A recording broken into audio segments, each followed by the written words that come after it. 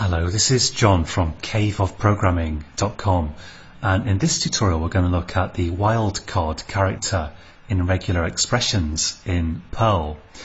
And it's my intention in this course as much as possible to give you in every video something that you could really use. But it occurs to me that if I give you a complete script that does something different in every tutorial, then you're going to get lost with regular expressions, because regular expressions are kind of almost a language unto themselves. So it's probably going to be better if I break those down a little bit, and for that reason I thought in this program I'll take this program that we've seen before, which just reads a file and it displays a line of the file in the console if it matches this regular expression. So it's going through the lines of this file one by one, actually this file, and if the line matches this regular expression here, so we've got if it matches this, then we display the line down here, otherwise we don't. And I want to use this to introduce the wildcard character to you. So at the moment I'm matching egg with a space either side of it, and so that's not going to match like egg full stop, because then there wouldn't be a space here. So, and if we run this, we see that all the lines on the file that have egg with a space either side are being output down here. Now supposing we want to match his, the word his, I can type his here, and of course it's going to work just the same. And again it has to have his with a space either side, because I've put spaces in here, literally, between these two slashes. And if I want to match has, obviously I just put has in there and I can match has.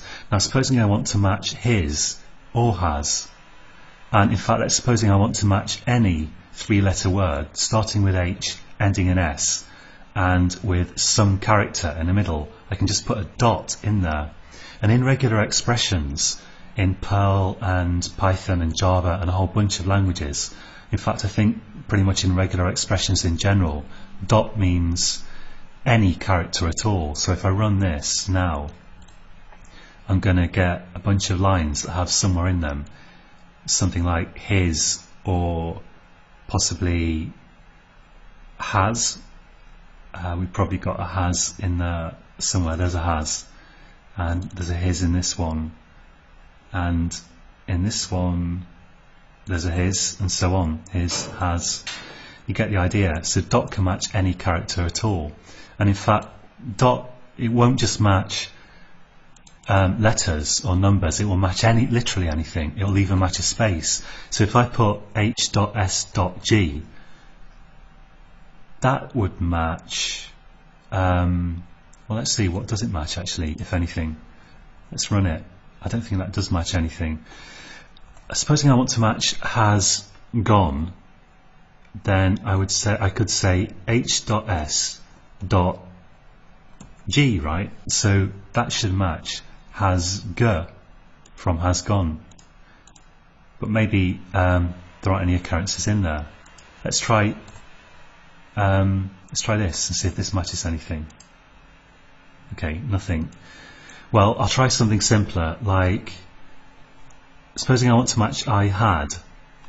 Let's see if that works. And actually, let's get rid of these spaces. So I run this. So that there I've got I had. But what I wanted to show you is that even if I put a dot here, it will still match it, because a space counts as a character.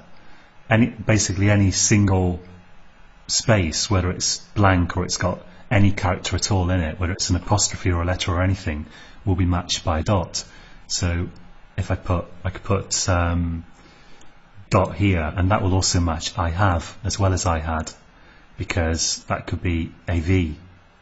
So here we've got I had, and probably, yeah, there's I have.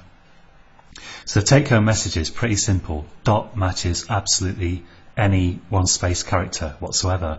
And if you want more than one space character, you can use more than one dot. And there are other techniques that we can use, and we will get onto quantifiers in the future. But for now, I just want to point out, because it is really important to know, that you could do stuff like I dot dot A dot, and what will this match? This will match I followed by any two characters at all, and they don't have to be the same or anything, and one of them could be a space or they both could be, it doesn't matter. Any two characters followed by an A followed by any other character. So if I run this, then we will get stuff like I was, because we're matching I, then any character, any other character, which happens to be W, then an A, and then we're matching any character, which happens to be S.